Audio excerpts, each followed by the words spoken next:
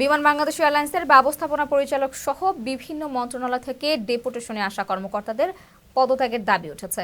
এছাড়া বিমানের হেলপার পদের কর্মচারীরাও চাকরি স্থায়ী করার দাবিতে বিক্ষোভ করছেন। বৃহস্পতিবার সকাল থেকে বিমান বাংলাদেশ এয়ারলাইন্সের কুর্মিটোলা কার্যালয়ে কর্মরতদের মধ্যে চরম অসন্তোষ দেখা গেছে। একই সঙ্গে দুটি দাবিতে আন্দোলন ও বিক্ষোভ হচ্ছে।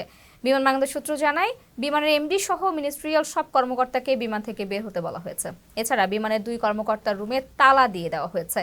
তারা হচ্ছেন বিমানের GM রওশন ও লিগ্যাল বিভাগের রাশেদ মেহের চৌধুরী। সম্প্রতি বৈষম্য বিরোধী ছাত্র আন্দোলনের নেতৃত্বে গণঅভ্যুত্থানে শেখ হাসিনার নেতৃত্বাধীন আওয়ামী লীগ সরকারের পতন ঘটে।